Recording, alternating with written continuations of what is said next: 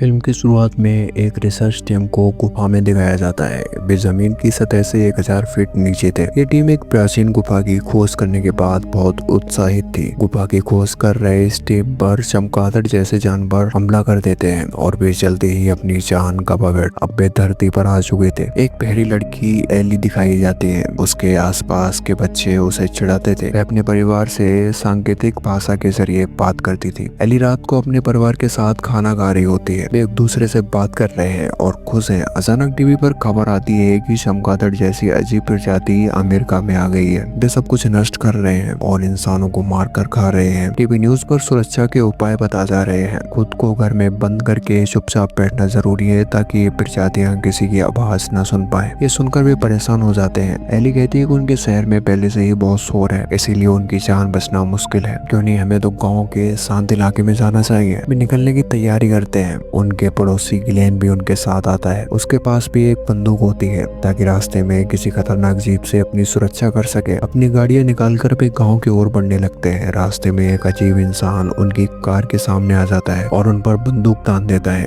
वह उनकी कार छीनने की कोशिश करता है। तब गिलेन उस आदमी को गोली मार देता है। वह परिवार आगे बढ़ता रहता है। आगे ट्रैफिक जाम है। गिलेन कहता है, अगर इस रोड से गए तो हम कभी नहीं पहुंच पाएंगे। तो हम सड़क के किनारे गाड़ी रोक लेते हैं। दूसरी तरफ से चलते हुए कुछ हिरन गिलेन की कार के सामने आ जाते हैं। उन्हें बचाते हुए उसकी कार टकरा जाती है। इस हादसे में गिलेन गंभीर रूप से घायल हो जाता है और उसका पैर कार में फंस जाता है। एली के पिता उसे बचाने की कोशिश करते हैं लेकिन कोई फायदा नहीं होता। देखा जाता है कि दुश्मन प्रजातियां भी वहां आ चुकी हैं। परिवार का पालतू कुत्ता इन प्रजातियों को देखकर भौंकने लगता है। कहा जाता है कि इस आवाज से ये प्रजातियां आकर्षित होती हैं, तो वे कुत्ते की भौंकने की आवाज की तरफ बढ़ने लगते हैं। वे कार पर हमला करते हैं। गिलेन अपनी बंदूक से उन्हें बचाने के लिए गोली चलाता है। इससे वो प्रजातियां उसकी तरफ आकर्षित हो जाती हैं और सच में सारी प्रजातियां वहीं की ओर बढ़ती हैं। आखिरकार हमला करते हुए वे गिलेन को घायल कर देते हैं। फिर वे कुत्ते की भौंकने की आवाज सुनकर वापस कार की तरफ लौटते हैं और दोबारा हमला शुरू कर देते हैं। एली के पिता सोचते हैं, हम भी इस कुत्ते की वजह से शिकार बन जाएंगे। इसीलिए वे अनिच्छा से कुत्ते को कार से बाहर निकाल देते हैं ताकि अपनी जान बचा सके।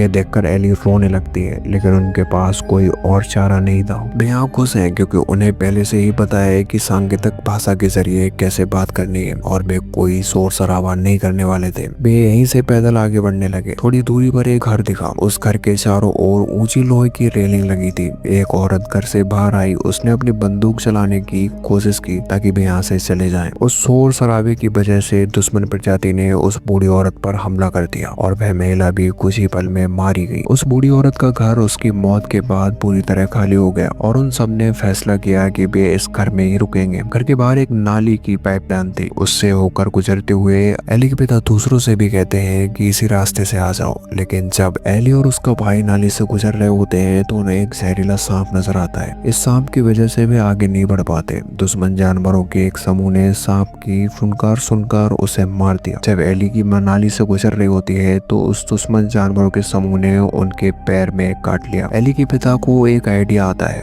और वह पेड़ काटने वाली मशीन चालू कर देते हैं। वो जानवर उस आवाज की तरफ बढ़ते हैं। जब वो चालू होती है और पूरे परिवार के सदस्य सीवर पाइपलाइन से होते हुए घर के अंदर आ जाते हैं। अंदर पहुंचकर वे एली की मां के पैर को देखते हैं। उन्हें पता चलता है कि उसका पैर पूरी तरह से घायल हो गया है, जिसके कारण उसका शरीर संक्रमित हो रहा था। इसलिए उसे एंटीबायोटिक की जरूरत थी। एली और उसके पिता एंटीबायोटिक की तलाश में बाहर निकलते हैं। बाहर जाकर वे पाते हैं कि वहाँ कोई नहीं है, ना कोई इंसान। चारों तरफ सन्नाटा है। वे एक खाली मेडिकल सप्लाई की दुकान में जाते हैं और एंटीबायोटिक ढूंढने लगते हैं। मेडिकल सप्लाई की दुकान में कई लोगों की लाश पड़ी थी। एली ने देखा कि उन लाशों पर कुछ जीव अंडे दे रहे थे। वे जीव लगातार बढ़ रहे थे क्योंकि उनके अंडे बहुत सारे थे। एली डर के मारे चिल्लाती है। तभी वे जीव भी दुकान में आ गए। इसी तरह एली के पिता ने फायर अलार्म बजा दिया। पानी हर तरफ बहने लगा। मौका पाकर वे दुकान से बाहर निकल आए। बाहर निकलते ही उनका सामना एक अजीब पुजारी से हुआ। उस पुजारी ने उनसे कहा, मेरे ग्रुप का हिस्सा बनो। लेकिन एली के पिता ने उनसे मना कर दिया। बताया गया कि पुजारी बिना जुबान वाला है और अजीब सा इंसान था। कुछ समय बाद एली और उसके पिता घर वापस आते हैं। वे एली की माँ को एंटीबायोटिक देते हैं जिससे वह बेहतर महसूस करने लगती है। एली का एक दोस्त भी है जिसका नाम रॉ रॉब है। रॉब भी उन्हीं समस्याओं का सामना कर रहा था। उससे बात करते हुए एली को पता चलता है कि उसके माता पिता भी मारे जा चुके हैं, लेकिन वह किसी तरह बच गया। वह उसे बताता है, मैं उत्तर की तरफ जा रहा हूँ, वहाँ एक शरण स्थली बनाई गई है जहाँ कई लोग शांति और सुरक्षा से रह रहे हैं। एली इंटरनेट पर खोजती है कि ये प्रजातियां कड़क सर्दी में जीवित नहीं रह सकती। उसे लगता है कि अगर हम ठंडे उतारी इलाकों में चले जाएं तो हमारे बचने के चांस बढ़ जाएंगे। अगले दिन वह अजीब पुजारी फिर से सामने आ जाता है। अब वह अली के परिवार के घर पहुंच चुका था। उसके साथ और भी लोग थे।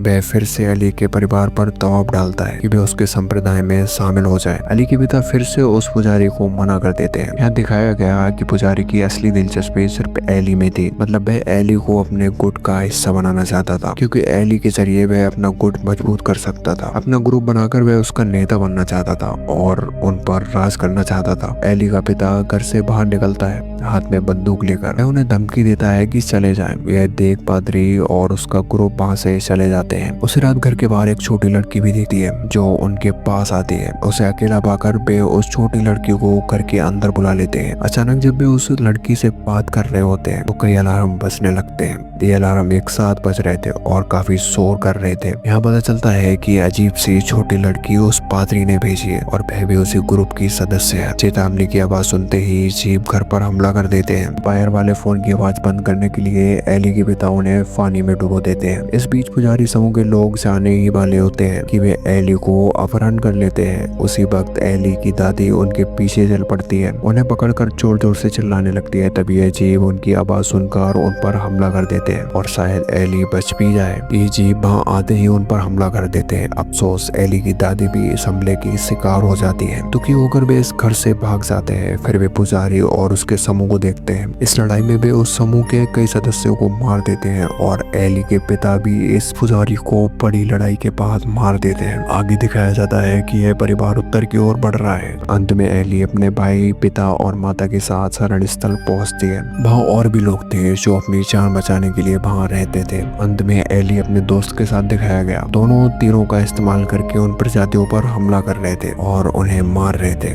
वे जान गए थे कि उन्हें कैसे मारना है। वे यह भी सीख गए थे कि बिना कोई आवाज किए एक दूसरे से कैसे बात कर सकते हैं और फिल्म यही खत्म होती है। तो दोस्तों, कैसी लगी आपको ये मूवी? अगर मूवी ऐसी लगी तो वीडियो को लाइक करें और चैनल को सब्सक्राइब करना ना भूलें। मिलते हैं ऐसी और एक रोमांचक कहानी के साथ।